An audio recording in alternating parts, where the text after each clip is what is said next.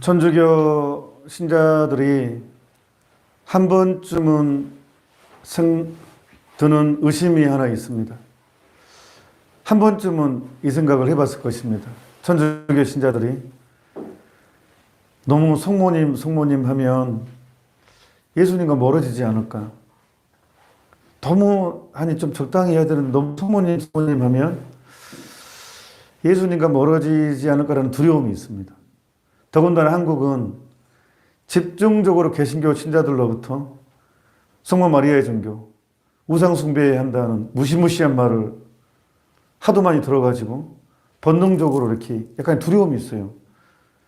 우리한테 우상 숭배라는 그 무지막지한 것을 뒤집어 씌워버리니까 이게 자라보고 놀란 것은 소뚜껑 보고 놀란다고. 이게 약간의 이렇게 두려움이 있어요. 천주교 신자들마저도. 이 영향도 많이 받아서. 하느님이 우상 숭배를 제일 싫어하거든요. 그러니까, 약간의, 이 논리에 약합니다. 성서를 들이대면 또 천주교 신자들이 성서를 잘 안 읽는다는 또 소문이 났잖아요. 개신교 신자들은 사실 성서를 많이 한다기보다는 자기가 원하는 걸 집중적으로 외워가지고 다니기 때문에 많이 안 것처럼 느껴지기도 하고 또 실제로 많이 읽기도 하지만, 그러니까 우리는 왠지 자신감이 없습니다. 그래서 그냥 피해버리고 하다 보니까 그냥 말도 못하고 자신감도 없고 괜히 성모님 그러면 좀 괜히 위축되고 그런 안타까운 현상이 떨어집니다. 사실 교황 요한 바로 2세께서도 신학교 들어가기 전에 그런 유혹이 들어왔대요. 어릴 때부터 묵주기도 하며 살아왔지만 그럼에도 불구하고 너무 성모님 하면 예수님과 멀어지지 않을까? 사실 예수님은 구세주고 하느님이잖아요. 사람이면서 하느님이세요. 근데 성모님은 한 인간일 뿐이잖아요. 이 비교가 안 돼요.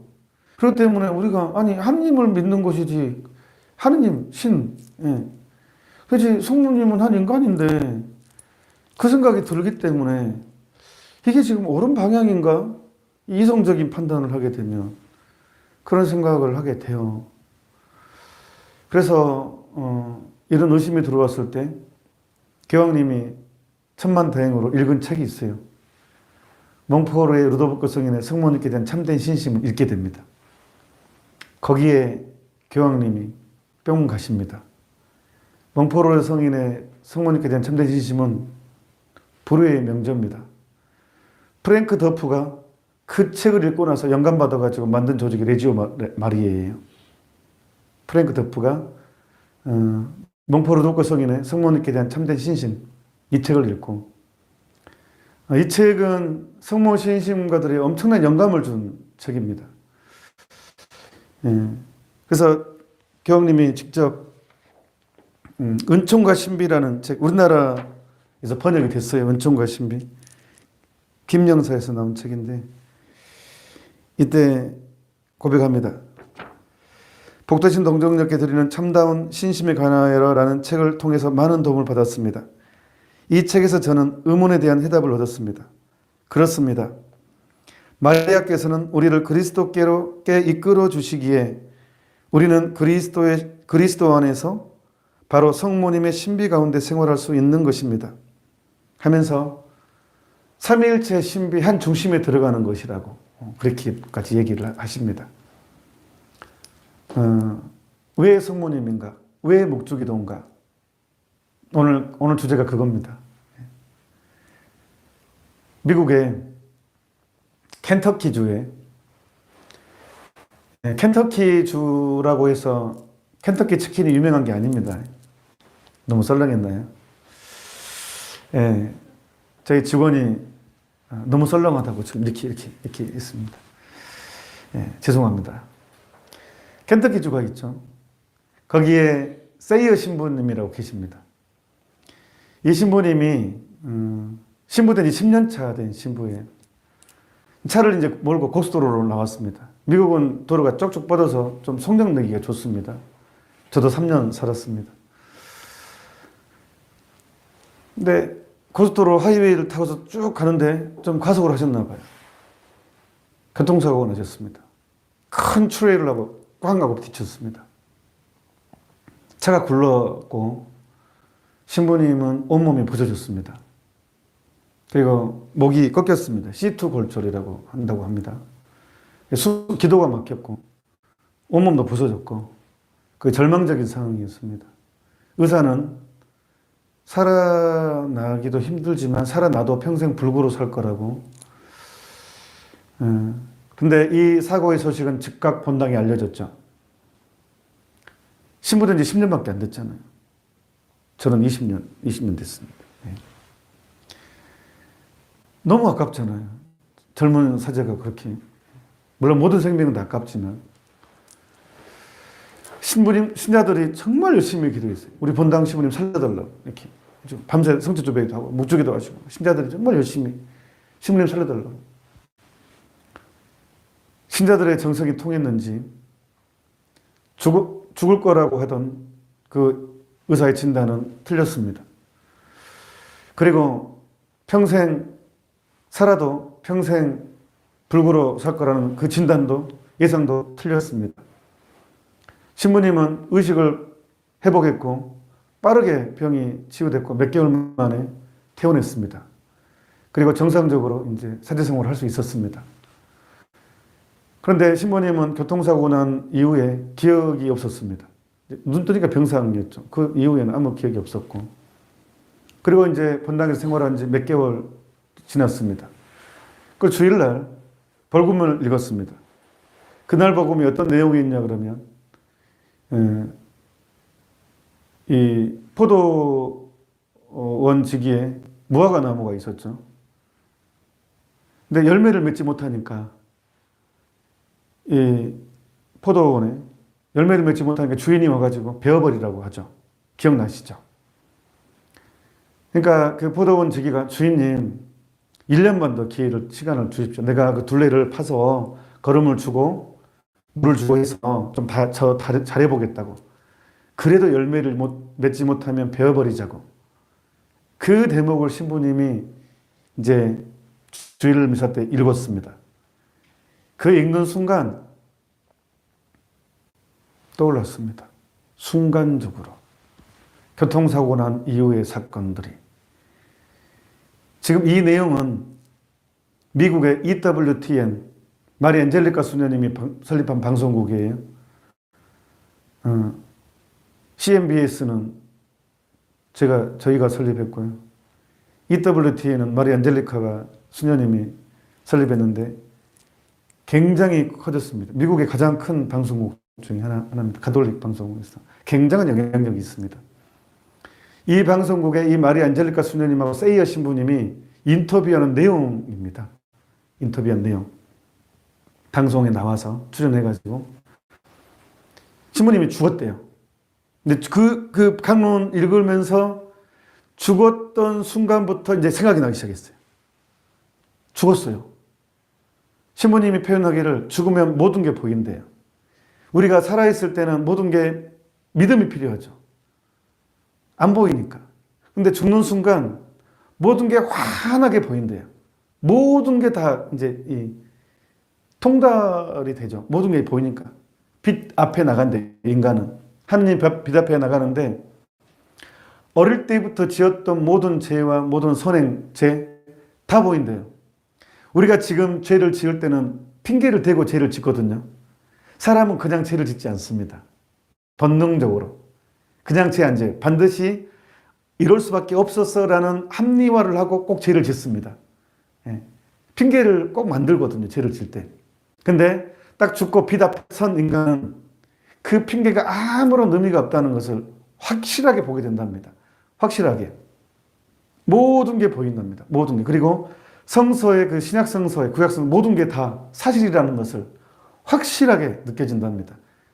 하나도 어김이 없다라고 또 얘기합니다. 세이어 신부님은. 그래서 이제 빛 앞에 선 인간은 하느님 앞에 딱 갑니다. 예수님은 심판자시죠. 구세주이기 때문에 또 죽었을 때 심판자이십니다. 우리한테 고난이 생기신 것입니다.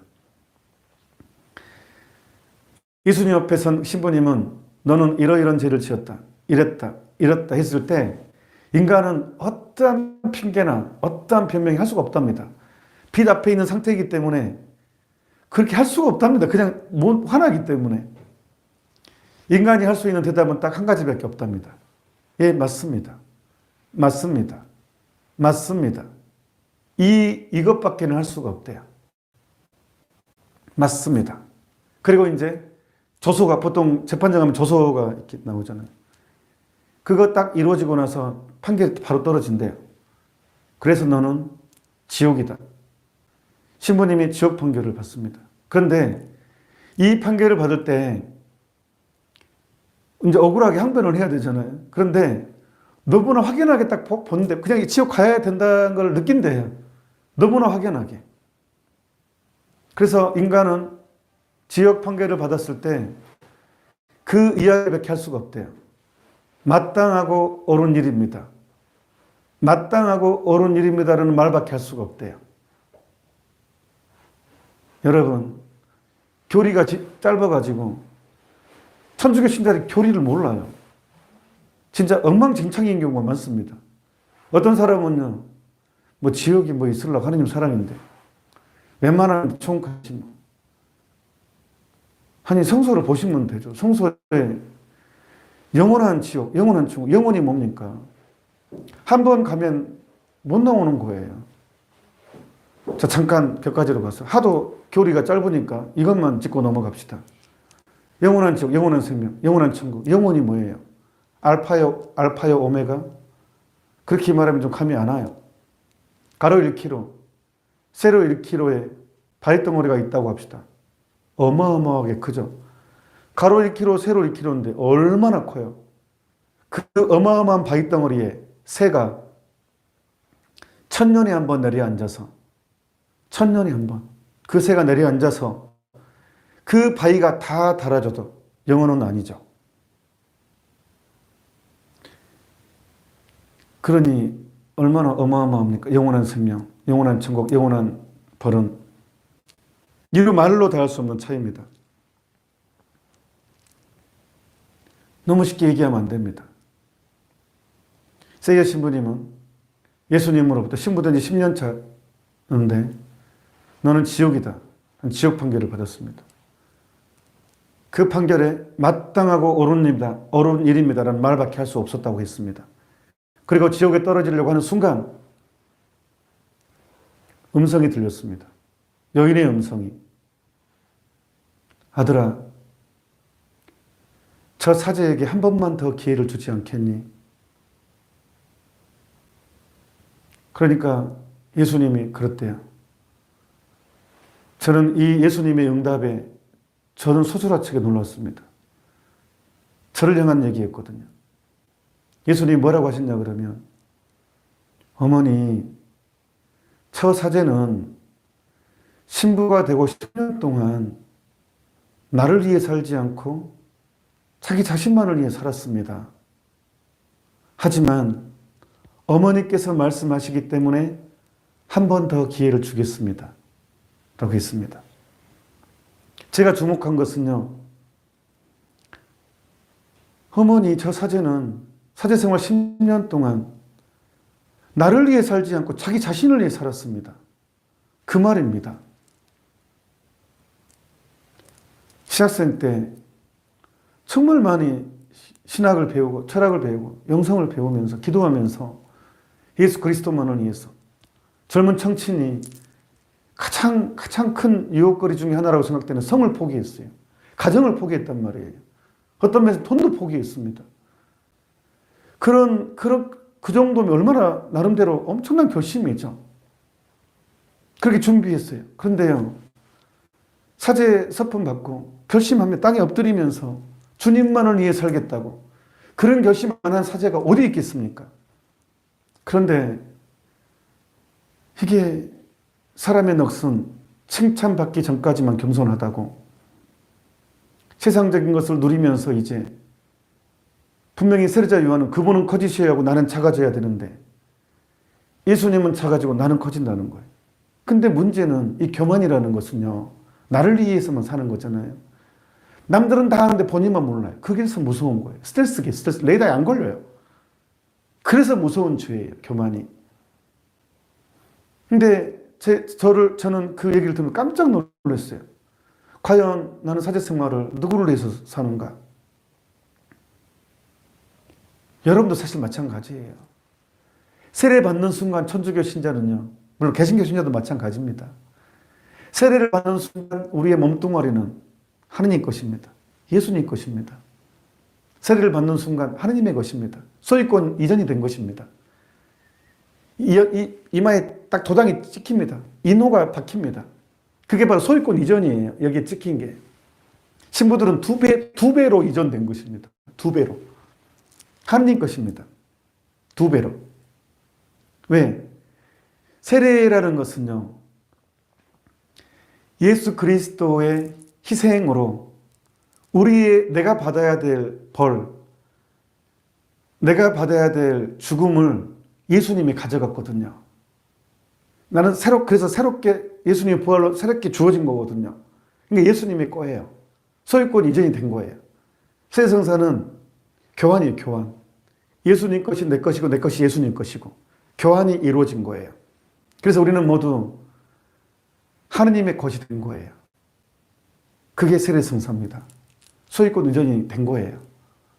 그래서 하느님의 영광을 위해서 우리 삶의 목표입니다. 그게 바로 나를 가장 완벽하게 완성시키는 것입니다. 그래서 어제 올렸던 하느님의 시간이 최고의 시간이다. 그래서 신앙 안에서는 죽음도 축제고 은총일 수 있고 그게 신앙이죠.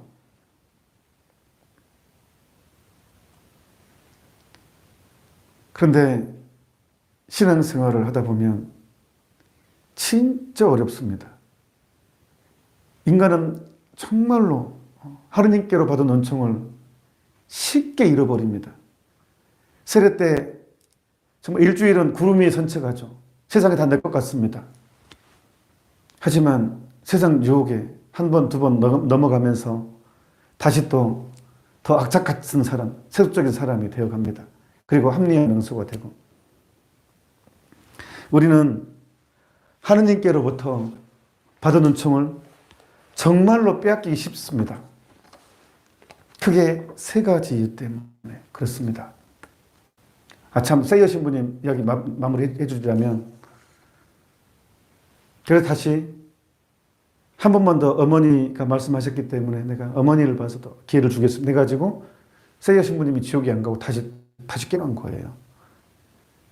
그리고 그 강론인데 그것이 떠올라서 너무 놀랐습니다. 신부님이. 그러면서 신부님 삶이 완전히 확 변하기 시작했습니다. 모든 게 뒤집어지기 시작했습니다. 그리고 미국을 돌아다니면서 살아있는 강론을 하고 다니십니다. 그리고 TV 출연해서 그 EWTN 가톨릭 방송입니다. 저희 CNBS도 가톨릭 방송입니다. 예. 저도 이제 나중에 시간 지나면 또 명사들도 초대해서 인터뷰도 하고 그럴 것입니다. 기대하십시오. 근데 거기 나와서 정말 생생한 증언을 해줬죠. 그 사실이다. 성서는 하나도 버릴 수 없는 사실 그대로 받아들여야 된다라고. 고해성사, 성체성사, 살아있는 성체. 죄 짓지 않도록 노력해야 된다는 거. 그래서 생생하게 전달했습니다.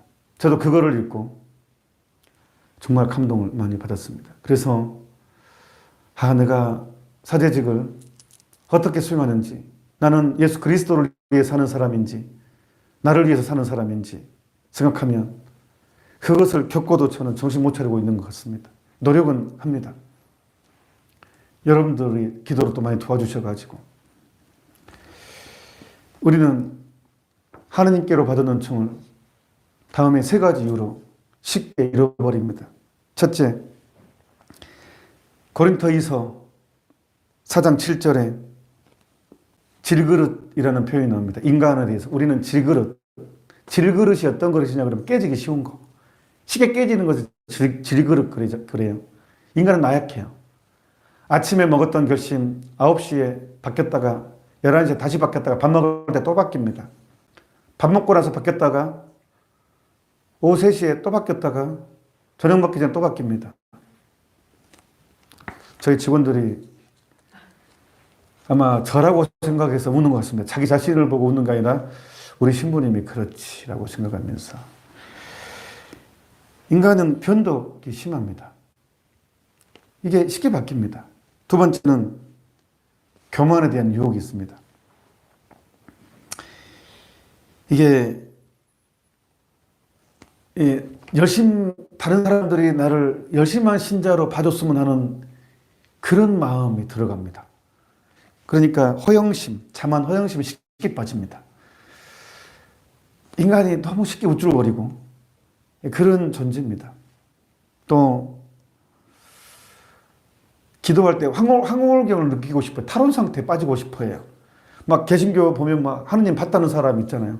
완전 부럽습니다. 막 나는 왜 평생 기도해도 하나도 보이지가 않아.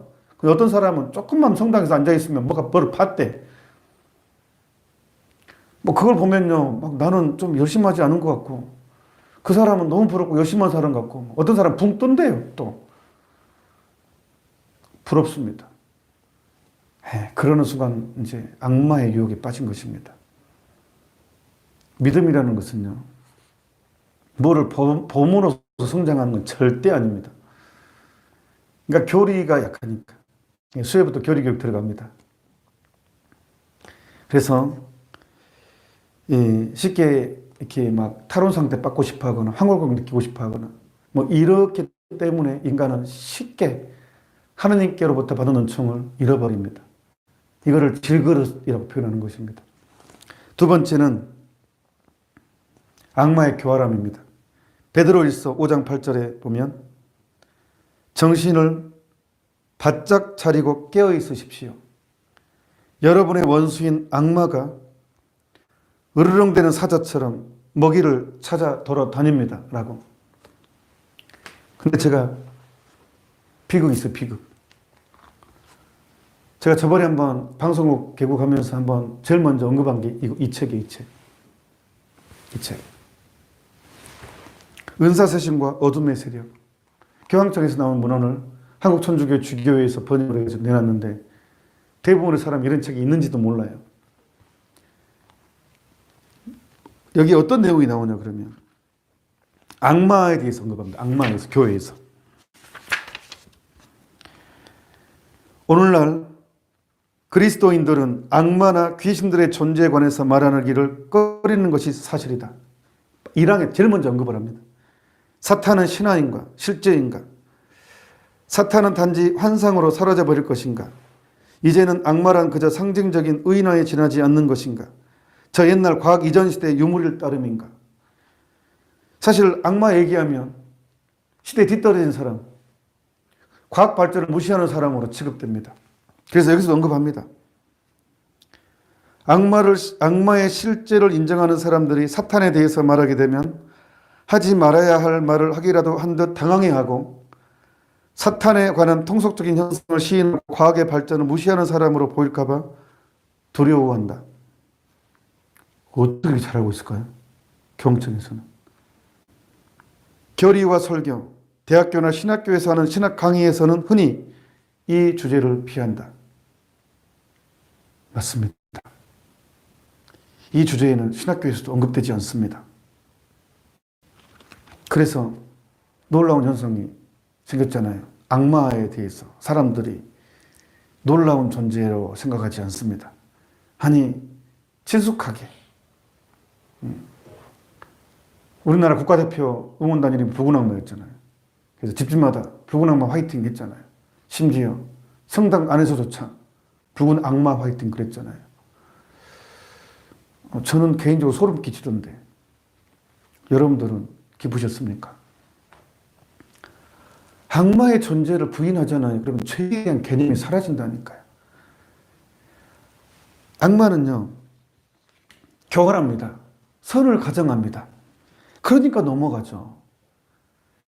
원래 가짜는요, 진짜랑 비슷할수록 그 가짜는 무서운 가짜입니다. 속일 때 사기꾼의 말이 훨씬 그럴듯합니다. 가짜는 진짜랑 비슷할수록 무서운 가짜라니까요. 악마는 미쳤다고 악마인 채로 나타납니까? 아닙니다. 사제들은 여자 유혹이 심할 수 있다고 생각을 하죠. 독신 생활을 하기 때문에. 별 얘기를 다 합니다. 사제들이 여자한테 빠질 때 립스틱 짙게 바른 사람한테 빠진 줄 아십니까? 누가 봤습니까?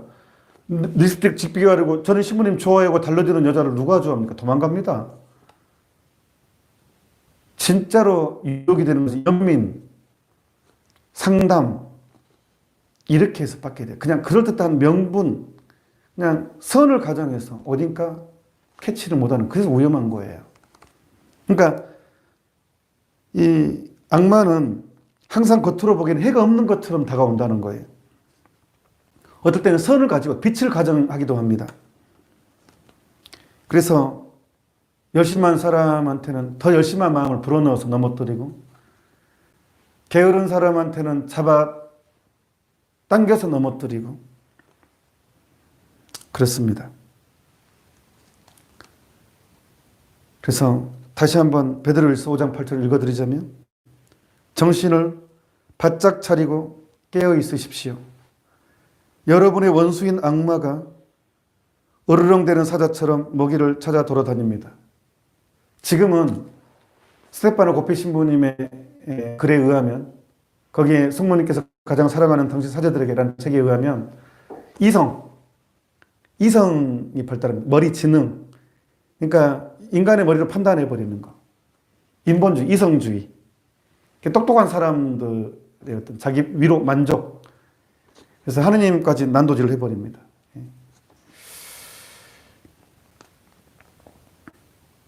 이 두 번째 이유로 하느님께 받은 은총을 쉽게 잃어버립니다. 세 번째 이유.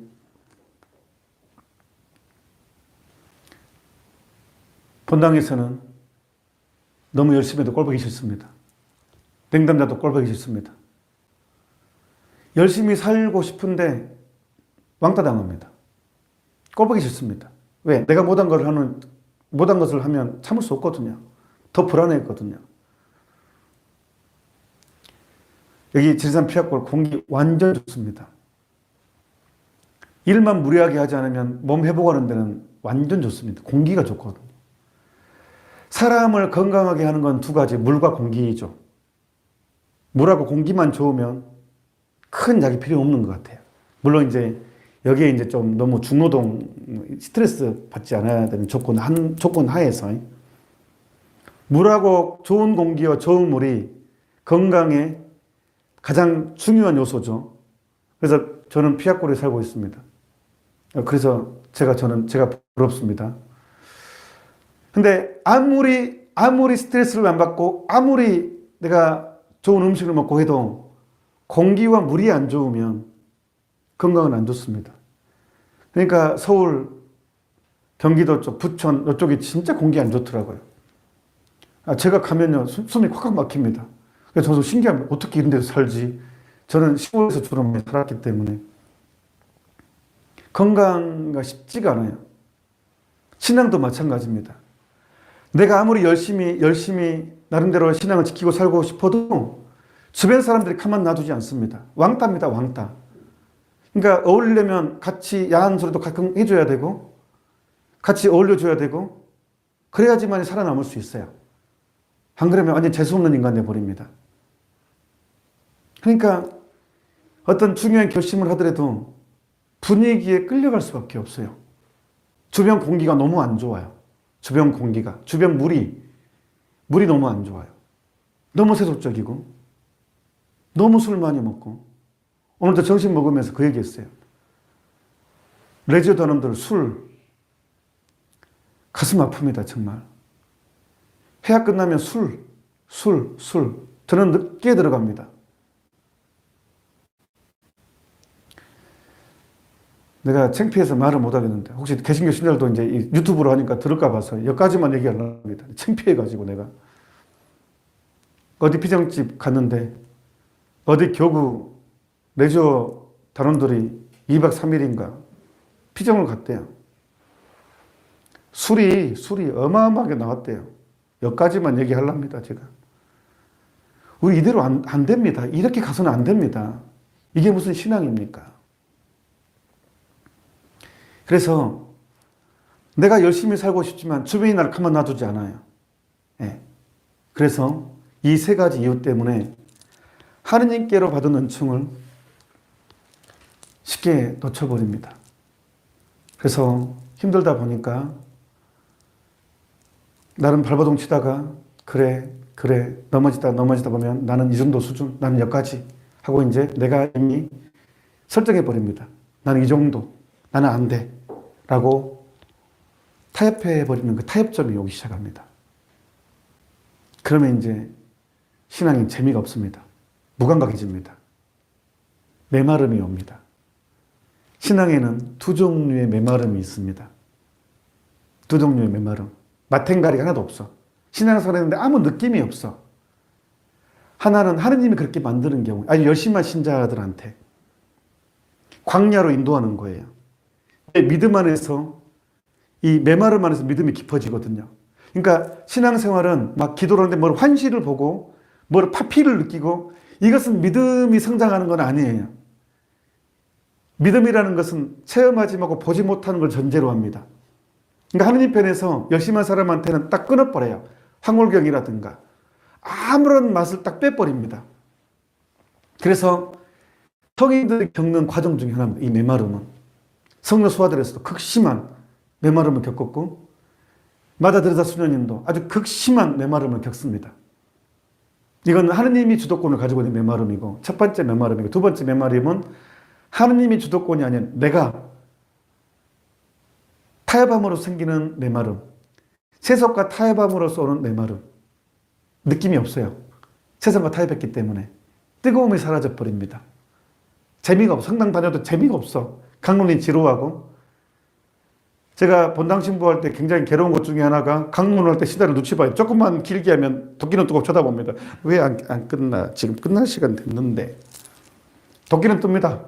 그러니까 빨리 끝내줘야 돼요. 그러니까 말이 빨라지게 되고, 제가 왜 강론 때 말 빨라진지 아십니까? 경물 읽을 땐 천천히 하거든요. 근데 자꾸 눈빛이 빨리 끝내. 그 눈빛이 오기 때문에 제가 말이 빨라지는 거예요. 네. 그러니까 내 탓으로 인한 메마름, 세상과 타협한 것 때문에 메마름이 옵니다.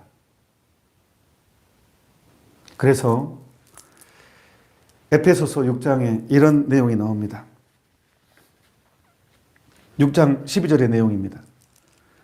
우리가 대항하여 싸워야 할 원수들은 인간이 아니라 권세와 세력의 악신들과 암흑세계의 지배자들과 하늘의 악령들입니다. 그러므로 지금 하느님의 무기로 완전 무장하십시오. 에페소서 6장 12절의 내용입니다. 다시 한번 읽어드리겠습니다. 우리가 대항하여 싸워야 할 원수들은 인간이 아니라 권세와 세력의 악신들과 암흑세계의 지배자들과 하늘의 악령들입니다. 그러므로 지금 하느님의 무기로 완전 무장하십시오. 하느님의 무기가 무엇입니까? 이게 이제 포인트죠. 하느님의 무기가. 자, 하느님의 무기를 알려드립니다. 그런 면에서 이 강의를 들으신 여러분 축하드립니다. 전장에 나가려면 무기가 좋아야 되거든요. 저쪽은 엄청난 칼과 방패를 가지고 있는 새총 가지고 나타나면 그 싸움 이기겠습니까? 더 좋은 무기가 있어야죠. 더 좋은 무기가. 그래서 제가 하느님의 무기 알려드립니다.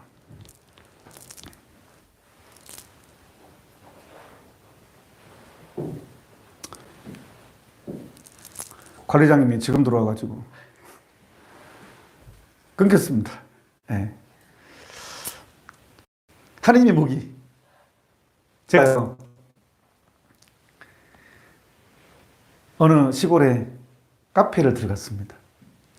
카페를 들어갔는데 로만 칼라를 하고 갔어요. 보통 로만 칼라를 하는 게 더 편할 때가 있고 그렇습니다. 로만 칼라를 하고 딱 카페를 들어가니까 여학생, 고등학생으로 보이는 여학생 둘이 커피를 마시고 있었어요. 그러더니 저를 보더니 이제 로만 가려고 가니까 보더니 자기들끼리 얘기를 했어요. 제가 기가 죽어가지고 들었어요. 저를 보더니 검은 사제다 그러는 거예요. 검은 사제. 그때 마침 영화 검은 사제들이 개봉을 해가지고 히트를 치고 있었거든요. 그래서 제가 딱 저한테 검은 사제다 그러니까 제가 그 두 여학생들을 향해서 목에 힘을 팍 준 다음에 한마디 했습니다. 강동원이는 가짜야. 내가 진짜야. 아, 정말 기분 통쾌했습니다. 강동원이는 가짜야. 내가 진짜야. 저는 미국에 있을 때 진짜로 영화 검은 사제들의 실 체험을 한 사제입니다. 미국에서 태어난 아이들, 부모님은 한국 사람이면 그 아이들을 데리고 한 40명 정도 데리고 3박 4일인가 3박 4일 갔습니다. 수도원에 이제 3박 4일 피정을 들어갔어요. 근데 이틀째 되는 날 열심히 기도를 하고 안수를 하는데 막이 들리는 현상이 들는 거예요. 막이 들린 게. 사실 저는 신학교 갈 때 몇 번 봤거든요. 막이 들린 사람을 봤고 이렇게 했기 때문에. 하지만 신부된 이후로는 그런 현상을 경험하지 못했어요, 제가. 굉장히 당황할 수밖에 없었어요. 그런 일을 경험하지 못했기 때문에. 애들은 무서워서 비명 지르고 우는 애들도 있고. 근데 명색이 사지잖아요. 엄청 당황했고 했지만 제가 그 아이들을 두고 어떻게 도망갈 수 있겠습니까? 신부가. 걔도 명색이 신부인데 자존심이 있지. 물론 속으로는 피하고 싶었지만 그럴 수 없었습니다. 그래서 이제 제가 어떡합니까? 이제 그냥 사탄아 물러가라 하면서 이렇게 했는데 안 물러가는 거예요. 이 골치 아픈 일인 거예요. 이게. 내가 믿음이 약한 신부인가? 이제 나를 의심하게 했어요. 나는 이 악마를 물리칠 수 없나? 나는 믿음이 없는 신부구나. 막 이제 완전히 이런 자책을 하게 되는 거예요. 근데 한편으로는 그래, 나는 신부야. 내가 여기서 내 사제직을 의심하면 안 돼. 그리고 하느님은 나를 통해서 이 아이를 구해주려고 하는 거잖아. 뭐 이런 또 이렇게 사명감이 또 팍 들어왔어요. 근데 힘이 엄청나겠어요. 그런데 다행인 것은 성수가 효과적이에요. 성수. 그러니까 대들에서 성녀 글을 보면요. 이 대들에서 성녀는 성수를 지니지 않으면 여행을 다니지 않았어요. 하도 개혁 수도회를 하고 하기 때문에 마귀들이 수녀님을 잠을 못 자게 마귀들이. 이 현상은요. 요한 비안네 신부님 전기에도 보면요. 하도 많은 사람들이 저녁에서 성사 보러 오고 회개를 하고 하니까 이 비안네 신부님이 10몇 시간씩 고해성사를 줬거든요. 그러니까 너무 많은 영혼들이 회개를 하니까 마귀들이 신부님이 지체야지만이 성사를 안 준다 해가지고 막 침대가 붕 뜨고요. 우당탕탕 소리가 나고요. 잠을 못 자게 만들어 버립니다. 악마의 장난이거든요. 신부님이 엄청 피곤합니다. 그래도 성사를 주시고. 예. 이게 마귀 장난이고, 그게 진짜 있어요. 그래서 대들에서 성녀도요. 마귀의 시달림을 하도 많이 받아봤는데 십자가도 막 대보고 뭐 했는데 수녀님의 경험에 의하면 성수가 최고였대요. 성수가. 그러니까 본당에서 성수, 저 개인적인 생각입니다만 성수를 없애기보다 소금을 더 많이 치면 되지 않겠습니까? 하여튼 뭐 제 개인적인 생각입니다. 교회에서 성수 치우려면 치워야 되긴 하겠지만. 아무튼 마귀한테는 성수가 최고였어요. 대들의 성녀의 고백이. 그래서 저도 그거를 봤기 때문에 성수를 챙겨가지고 뿌리니까 제압이 좀 됐어요. 성수 뿌리니까 제압이 돼요. 성수 뿌리면. 그래서 이제 성수를 뿌리고 계속 한 1시간, 2시간을 했나요? 실강의를 하니까 어떻게 이제 나갔어요. 마귀가. 얘가 저기 들어왔어. 아이고 됐다 했는데 얼마 안 있으니까 또 들어오는 거예요. 아니 왜 또 들어오지 해가지고 막 다음날 또 하는데 그때 이제 또 구마기도 하면서 생각했어요. 고해성사를 줘야 되겠다. 저 선생이 들어왔을 때. 악은 죄를 먹고 사니까. 악마는. 그래서 이제 나갔을 때 얻는 고해성사를 줬어요. 정말 깊이 있게 봤습니다. 그 친구가. 저도 감동받았어요. 그리고 이제 됐다 했는데, 또 들어오는 거예요. 거기서 봤는데도. 근데 이번엔 더 약해졌어요. 이미 강도는 더 약해졌어요. 그래서 희망을 봤죠. 되겠다 해가지고 이제. 근데 잘 안 나가 또. 그래서 애들이 또 비명 울고 있고, 그래서 제가 마지막으로 또 제가 책에서 읽은 것이 있습니다. 묵주기도가 마귀한테는 가장 강력한 망치라는 것을. 그래서 애들한테 그랬어요. 얘들아, 나는 너희의 도움이 필요하다. 우리 같이 공동 묵주기도 하자라고 했어요. 애들은 마귀를 봤잖아요. 마귀를 체험하면 하늘을 체험을 하게 됩니다. 애들이 아주 열심히 저하고 한마음이 돼서 그 아이를 구해주고 싶고 또 마귀가 또 쫓겨난 걸 봤으니까 사제가, 그러니까 저를 애들이 믿더라고요. 저를 신뢰해 줬어요. 그래서 함께 정말 열심히 묵주기도를 하는 순간 정리가 됐습니다. 그러니까 저는 압니다.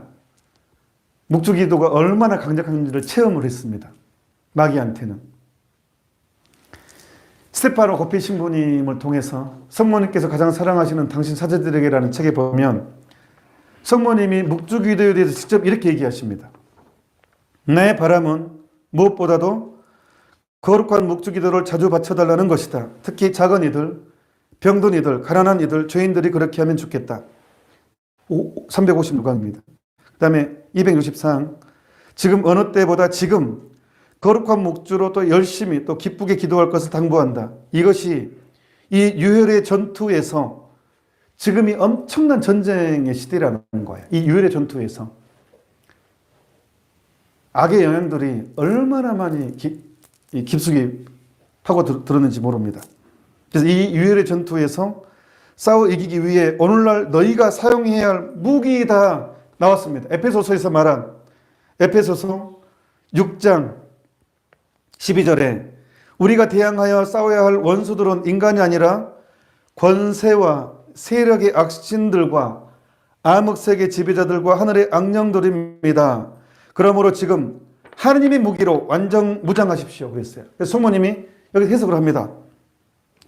이 유혈의 전투에서 싸워 이기기 위해 너희가 오늘날 사용해야 할 무기이다고 나옵니다. 이 묵주가. 이는 또한 너희를 내 마음에 묶어주는 황금사슬이요. 은총이 가득하신 분과 내가 항상 붙어있게 하는 황금사슬이래, 묵주가. 징벌의 불이 너희와 너희가 사랑하는 사람들을 치지 못하게 막아주는 피뢰침이요. 번개 칠 때 얼마나 무섭습니까? 하지만 피뢰침이 있으면 안심하죠. 피뢰침으로 빠져나가니까 땅속으로 들어가거든요. 번개 전류가. 그걸 표현했어요. 이 묵주기도를 통해서 이 묵주기도는 너희와 너희가 사랑하는 사람들을 치지 못하게 막아주는 피뢰침이라고. 나로 하여금 항상 너희 곁에 있게 하는 안전한 수단이다. 이 묵주기도가. 백시방, 그것은 단순하고 겸손한 기도이므로 사탄을 쳐부술 수 있는 가장 효과적인 기도이다. 사탄은 이것까지 설명하십니다. 오늘날 무엇보다 교만과 방자함으로 너희를 유혹하기 때문이다. 그래서 교만이 악마가 되는 길입니다. 그러니까 첫째도 겸손해야 되고 둘째도 겸손해야 되고 셋째도 겸손해야 됩니다. 343강. 사랑과 신뢰를 기울여 거룩한 묵주기도를 바쳐라. 성모님 굳이 거룩한 묵주기도라고. 그러니까 묵주기도를 거룩하게 바쳐야 된다는 거예요. 그러니까 막 생각 없이 정신없이 바치는 게 아니란 말이에요. 많이 하는 게 중요한 게 아니라니까요. 왜 제 말을 안 믿는지 모르겠어요. 여러분, 장미꽃다발을 받을 때, 사랑하는 사람으로부터 장미꽃다발을 받을 때 시든 백송이가 감동입니까? 싱싱한 한 송이가 더 감동입니까? 투말하면 잔소리죠. 시든 백송이보다 싱싱한 한 송이가 더 감동이라니까요. 묵주라는 것은 로사리오라는 뜻이에요. 로사리오는 장미꽃다발이라는 뜻이에요. 라틴말로. 장미꽃다발을 삼위일체 하느님께 봉헌하는 거예요. 성모님과 함께. 그것이 나 때문에 시들어버리면 그게 기쁘겠냐고요. 시든 꽃다발이. 그런데 잘 보이고 싶어서, 열심한 신자로 보이고 싶어서, 이게 교묘한 유혹으로 와서 그냥 하루에 레지오 마리에 보고할 때 100단씩 했습니다. 보고용 묵주기도가 되고 있습니다. 보고용 묵주기도. 다른 사람에게 드러나게 되는 묵주기도. 그러니 성모님이 굳이 거룩한 묵주기도를 바치라고. 빨리 해치워버리는 묵주기도가 아니라 너희가 나와 함께 드리는 이 기도로, 묵주기도는 성모님과 함께 하는 것입니다. 나와 함께 드리는 이 기도로 모든 인간사뿐 아니라, 제가 또 흥분하면 목소리가 커지네요. 천천히 해야 되는데 너무 열받아서. 왜 사람들은 열심히 하는 사람들은 고집을 피워요. 이 얘기를 해도 자기가 하루에 몇백 당씩 하는 사람이기 때문에 자기는 나보다 더 열심히 물론 저보다 열심히 한 건 사실이겠지만 말을 안 들어. 그러니까 결국은 열심히는 하는데 교만합니다. 너희가 나와 함께 드리는 이 기도로 모든 인간사뿐 아니라 장차 닥칠 사건들에도 영향을 미칠 수 있다. 묵주기도가 모든 인간사에 영향을 미칠 수 있다는 거예요. 예, 흥분을 좀 낮추겠습니다. 천천히. 예, 물을 한잔 하라네요. 우리 직원이. 아니, 제가 강의를 많이 하고 다녔거든요. 묵주기도 좀 하니까 제가 특히 열심히 한 사람들로부터 벽을 발견을 많이 했어요. 벽. 자기 고집을 그대로 유지하고 있는 뭐죠? 와, 이렇게, 그래서 무섭구나라는. 그러니까 저는 교회에 문제를 일으키는 사람은 어떤 면에서 열심히 한 사람들이 아닌가. 그런 생각도 들었습니다.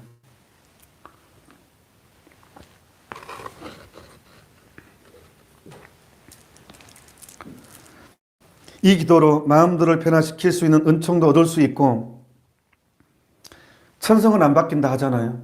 근데 성모님은 바뀐대요. 마음을 바꿀 수 있대요. 근데 심리학은 MBTI나 이런 것은 애니어그램은 그냥 천성 받아들이는 쪽으로 가니까 좀 분별은 해야 됩니다. 도움은 줄 수 있지만 영성을 대신할 수 없어요. 분명히 말합니다. MBTI나 애니어그램 이런 것은요, 인간을 파악하는 데 도움되지만 그것을 가지고 영성적인 지침을 삼으면 혼란에 빠집니다. 교황청에서 나온, 교황청에 내가 달아드릴게요. 글도 올려드릴게요. 교황청 문헌에. 제 말이 아니고. 예. 그리고 간절히 열명하는 선물인 평화를 얻을 수도 있다. 그랬습니다. 479강. 커다란 용을 묶어야 할 사슬은 나와 함께 나를 통해서 바치는 기도로 만들어진다. 그 기도가 다름 아닌 거룩한 묵주기도이다. 이 책, 교황 요한 바오로 2세의 동정 마리아 묵주기도, 불후의 명저입니다. 교황님 마지막 교수입니다. 교황직에 계시며 돌아가시기 전에 마지막 남기신 요한 바오로 2세의 마지막 작품입니다. 그게 바로 동정 마리아의 묵주기도입니다. 이 책이 어떤 내용이냐면 묵주기도가 어떤 기도이고 어떻게 바쳐야 되는지 교황님께서 자세하게, 아주 구체적으로, 그러면서 빛의 신비를 추구하셨죠. 읽어보셨습니까, 이거? 반드시 읽어보셔야 됩니다. 이것을 읽어보면요, 교황님이 묵주기도가 이렇게 하는 게 완벽한 거구나 하고 그냥 가슴 절절히 느낄 수가 있어요. 그래서 저는 이거 읽고 가르쳐줘도 안 받아들이더라고요.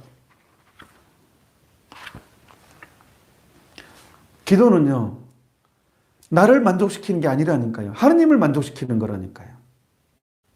하느님을 감동받게 하는 것이지 내가 감동받은 게 기도가 아니에요. 묵주기도 몇 단 해가지고 내가 감동받아요. 내가. 그건 잘못된 거라니까요. 하느님을 감동시켜야 됩니다. 그 기도의 내용이 중요합니다. 내용이. 그래서 이 책에서는 뭐라고 제시하냐 그러면 천천히 바치라고. 천천히. 그 이유를 설명합니다. 천천히 해야 되는 이유를. 그런데 하도 빨리 된 게 익숙해져 가지고요, 천천히 하면 부시면 돼요. 그래서 안 고치려고 그래. 부심 생긴다고. 고쳐야 된다니까요. 고쳐야 된다니까요.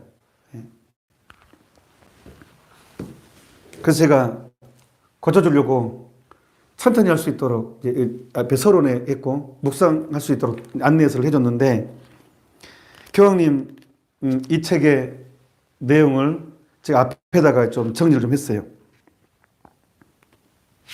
자, 이 교서의 내용입니다. 12항입니다. 동정 마리아의 묵주기도의 12항의 내용입니다. 성모님의 체험에서 시작된 묵주기도는 더없이 훌륭한 관상기도입니다. 그랬어요. 관상기도. 볼 관자, 상 상자죠. 그 상을 보는 거예요. 라틴 말로는 컨템플라지오, 함께 꿈이란 뜻입니다. 템플룸은 라틴 말로 성전이란 뜻이에요. 성전. 함께 성전에 있는 것이 관상기도예요. 하느님은 나를 보고 나는 하느님 보고. 여기에 성도 데드레사는 우정의 대화라고 덧붙입니다. 하느님과 내가 함께 있으면서 우정의 대화를 나누는 것, 이게 관상기도. 근데 관상기도의 출발은 소리기도에서 출발을 됩니다. 처음부터 관상기도가 되지 않고 소리기도에 출발하고 묵상기도 하면서 함께 머물러 있는 것이 되죠. 이게 묵주기도는 결정적으로 함께 머물러 있는 거예요. 그래서 더없이 훌륭한 관상기도입니다. 그러니까 너무 어렵게 생각하지 말라는 거예요. 우리가 집에 금붕어 키울 때 관상용 붕어 그러잖아요. 관상. 예. 그러니까 어려운 게 아니라니까요. 이러한 관상의 차원이 없으면 묵주기도는 그 의미를 잃어버립니다. 안 고파진 찐빵이라는 거예요. 관상의 차원이 없으면, 머무르는 그게 없으면 묵주기도는 그 의미를 잃어버립니다. 교황 바오로 6세께서는 이를 분명하게 지적하셨습니다. 관상이 없는 묵주기도는 영혼이 없는 육신과 같아져. 영혼이 없는 육신이래. 송장, 시체죠. 인간이라 하지 않습니다. 영혼이 빠진 육신은 인간이라 하지 않고 송장, 시체 그럽니다. 관상이 없는 묵주기도는 영혼이 없는 육신과 같아져 기도문만 반복하는 위험을 초래합니다. 그리하여 너희는 기도할 때 이방인들처럼 빈말을 되풀이하지 마라. 그들은 말을 많이 해야만 하나님께서 들어주신 줄 안다. 마태복음 6장 7절을 인용하십니다. 말을 많이 해야만 하나님께 들어주신 줄 안다. 묵주기도를 많이 해야지만이 관상이 없는 상태에서 좀 느낌이 오지 않습니까? 여러분. 안다고 하신 예수님의 권고를 거스르게 될 것입니다.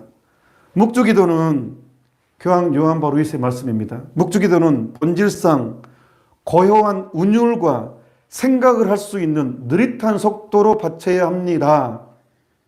묵주기도는 본질상 고요한 운율과 생각을 할 수 있는 느릿한 속도로 바쳐야 합니다. 그래야만 주님께 가장 가까이 계셨던 성모님의 마음과 눈길로 기도하는 사람이 주님 생애의 신비를 더 쉽게 묵상할 수 있고, 그럼으로써 그 신비에 헤아릴 수 없는 부유가 드러나게 됩니다. 천주교 신자들은 크게 묵주기도 하는 사람은 크게 두 가지를 잘못합니다. 첫 번째, 내가 병원에 입원한 베드로 씨를 위해서 묵주기도 5단을 하겠다 하잖아요. 그러면 대부분 어떻게 한 줄 알아요? 묵주기도 5단을 계속하면서 계속 베드로 씨를 생각해 주는 거예요. 얼마나 힘들까? 돈도 없을 건데. 얼마나 외로울까? 안 됐다 하면서 병원에 입원한 베드로 씨를 기억하면서 묵주기도 5단을 해요. 1단, 2단, 3단, 4단, 5단. 부심 없이 정말 베드로 씨를 기억을 많이 생각했고 봉헌했어. 묵주기도 5단을 했어. 그러면 잘 바쳤다고 생각을 해요. 천만의 말씀입니다. 그렇게 바치면 100점 만점에 10점. 10점을 주는 이유는 그나마 그냥 생각해 줬으니까. 그러면 어떻게 바쳐야 되느냐? 그렇게 바치면 안 됩니다. 내가 병원에 입원한 베드로 씨를 위해서 묵주기도 5단을 하겠다 한다면, 묵주기도 처음 시작할 때 성모님, 이 묵주기도는 베드로 씨를 위해서 바칩니다라고 딱 하고 봉헌하고 그걸로 끝나야 돼요. 그리고 묵주기도를 시작할 때, 예를 들면 마리아께서 예수님을 잉태하심을 묵상합시다. 묵상합시다. 무슨 뜻이에요? 한자말을 쓰니까 우리는 정말 많이 헷갈려 버렸습니다. 묵상합시다. 생각합시다. 마리아께서 예수님을 잉태하심을 생각합시다. 신앙생활의 가장 무서운 유혹은, 흔들림이 오는 유혹은 본당 신부님한테 상처받을 때, 신부님한테 상처받을 때, 수녀님한테 상처받을 때, 냉담의 유혹이 옵니다. 아니, 개종의 유혹까지 옵니다. 신부님도 사람이니까 잘못을 하죠. 그럼 나는 정말 신부님 생각해서 신부님의 잘못을 지적할 수가 있어요. 근데 그것을 오해하셔가지고 엄청나게 야가다를 만들 뿐만 아니라 그것까지 괜찮아요. 근데 신자들까지 달려들어가지고 나를 완전히 모습사로 만들어버리는 경우가 있어요. 나를 완전히 나쁜 사람으로. 신자들이 마치 불경죄를 저지른 사람, 감히 네가 뭐 이런 완전히 나를 천하의 모습사로 만들어버렸어요. 그런 경우를 당하게 되면 다들 위선자로 보입니다. 완전히. 똘똘 뭉칩니다. 나만 왕따 당합니다. 그리고 다 그냥 회칠한 무덤처럼 보입니다. 겉은 멀쩡한데 속은 썩은 송장이 있잖아요. 그러면 냉담의 위기가 오고 개종의 위기까지 옵니다. 무서운 유혹입니다. 그럴 때 유일하게 그것을 이겨내게 하는 고백이 있습니다. 딱 하나의 고백이 있습니다. 뭐냐? 주님의 종이 오니 그대로 제게 이루어지소서. 종의 정신입니다. 성모님은 가장 결정적인 순간에 처녀가 임신을 해야 됩니다. 요셉과 상관없이. 요셉한테 어떻게 설명합니까? 요셉에게 어떻게 해명합니까? 요셉이 믿어도 이게 가능합니까? 성모님의 고통은 그것을 넘어섭니다. 나 때문에 요셉 씨가 당할 고통과 분노와 실망감과 좌절감. 성모님은 이게 더 감당하기 힘들었을 거예요. 내가 당할 모욕보다도 성 요셉이 당할 분노와 실망감과 좌절감이 더 아팠을 것입니다. 그럼에도 불구하고 주님의 종입니다. 그대로 제게 이루어지기를 바랍니다. 라고 해서 하느님의 어머니가 됩니다. 하느님을 잉태합니다. 신학의 반전입니다. 내가 상처투성이가 되고 무너졌을 때 유일하게 나를 다시 일어나게 할 수 있는 가장 결정적인 것은 주님의 종입니다. 나는 주님의 노예입니다. 노예는 뭐 할 말이 있습니까? 노예인데 밖에서 아주 진짜 뼈 빠지게 일을 해가지고 힘든 몸으로 집에 돌아오면 주인은 밥 차려 그럽니다. 고생해서 한마디 안 합니다. 왜? 노예니까, 종이니까 밥 차려 그럽니다. 그 힘든 몸으로 밥을 차려야 됩니다. 주인은 고마워하지 않습니다. 밥도 같이 못 먹습니다. 밥 다 먹고 나서 고맙단 말도 안 하고 그냥 갑니다. 왜? 노예니까. 여기서 주님의 종이 오니 세르브스는 노예라는 뜻입니다. 종, 노예. 라틴말로 세르브스 그러거든요. 노예라는 뜻입니다. 내 신앙생활에 위기가 옵니다. 누구에게나 옵니다. 그 위기 때 나를 더 크는 종으로 만들고 나를 새롭게 탄생시킨 것은 주님의 종입니다. 그대로 제게 이루어지기를 바랍니다. 라고 함으로써 벗어납니다. 이게 묵주기도입니다. 그러니까 환희의 신비 제1단 마리아께서 예수님을 잉태하심을 생각합시다. 성모님께서 잉태하신 것들을 생각하면서 우리 묵주기도를 바쳐가는 것입니다. 그러면 어느 순간 성모님의 마음과 내 마음이 하나가 되고 성모님의 마음처럼 예수님을 사랑하게 되는 것입니다. 성모신심의 핵심은 뭐냐? 나도 성모님처럼 예수님을 사랑하기입니다. 나도 성모님처럼 예수님을 사랑하고 싶고 성모님처럼 예수님을 바라보고 싶다는 거예요. 오로지 예수님만을 위해 사신 분이잖아요. 우리 신앙의 완성이잖아요. 그거예요. 예수님만을 위해서. 하나님의 더 큰 영광을 위해서. 이게 우리의 완성 아닙니까? 이게 환희의 신비부터 들어와 있습니다.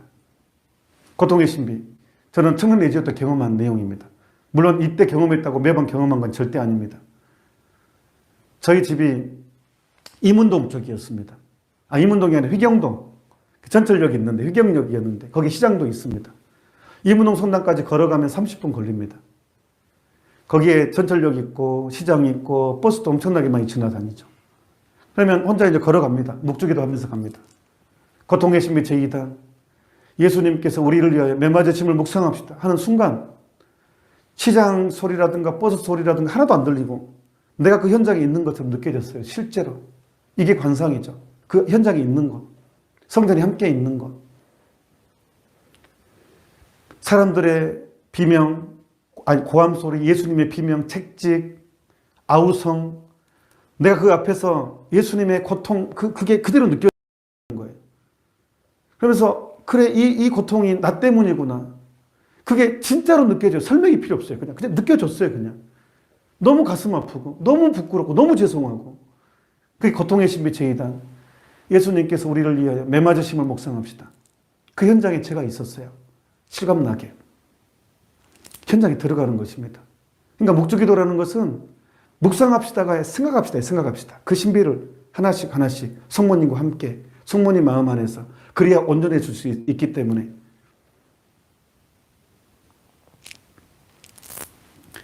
묵주기도가요.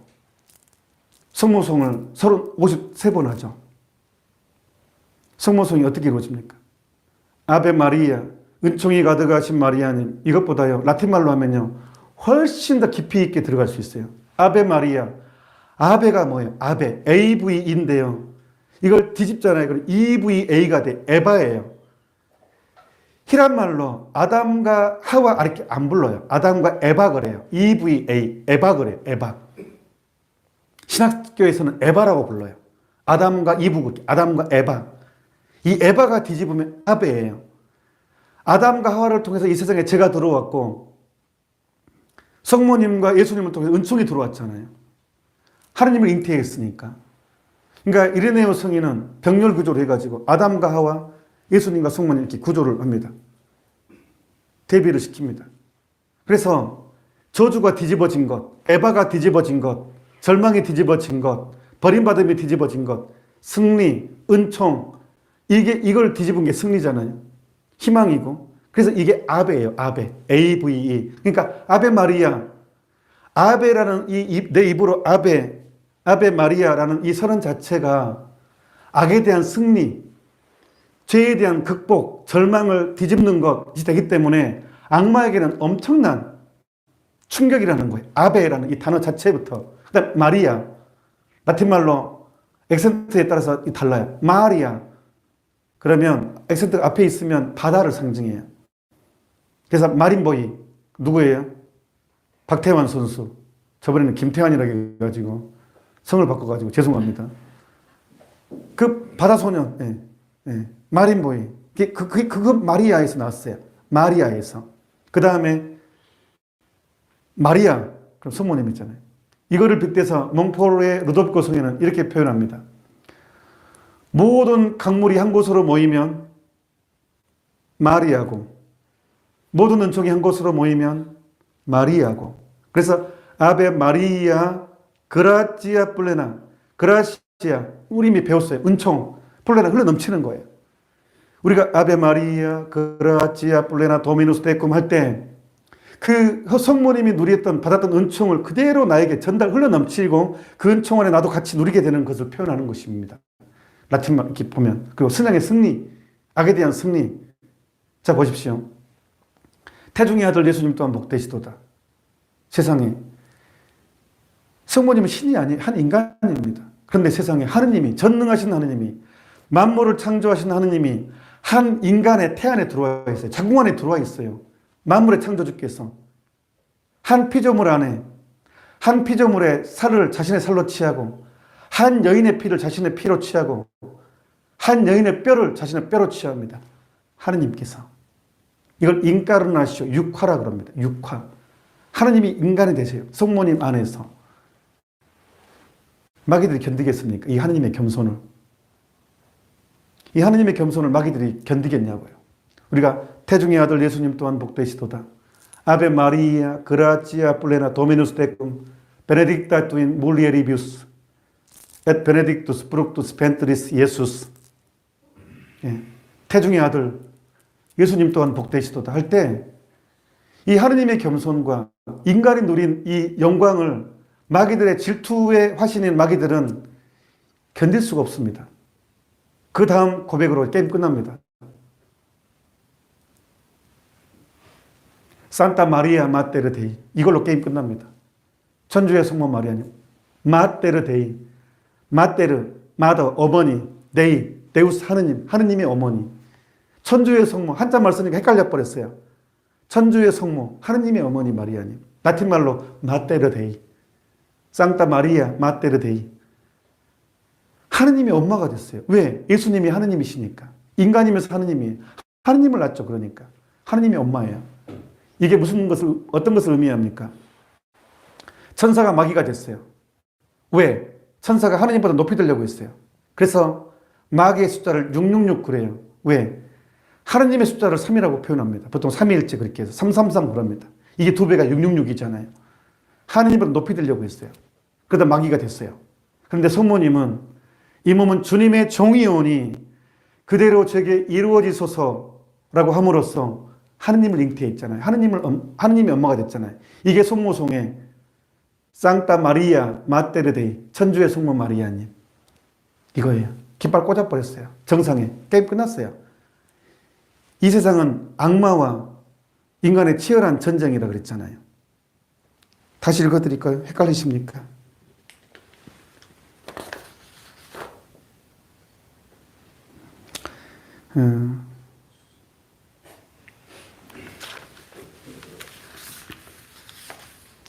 으르렁대는 사자처럼 먹이를 찾아 돌아다닌다고 나와 있죠. 베드로일서 5장 8절. 정신을 바짝 차리고 깨어 있으십시오. 여러분의 원수인 악마가 으르렁대는 사자처럼 먹이를 찾아 돌아다닙니다. 그랬잖아요. 근데 깃발 꽂았어요. 이 전쟁에서. 천주의 성모 마리아님, 이미 성모님이 차지해버렸잖아요. 그 자리를. 마귀들이 그렇게 노렸던 그 자리를 한 인간이 차지해버렸어요.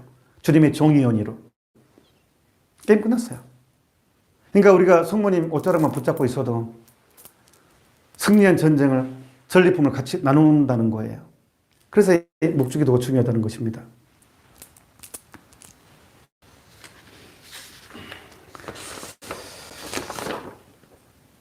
제가 힘들어도 이 환난의 시기에 역사상 어찌됐건 간에 미사까지 중지된 사건이 세상에 어디 있었겠습니까? 이게 환난이 아니고 뭐가 환난이겠습니까?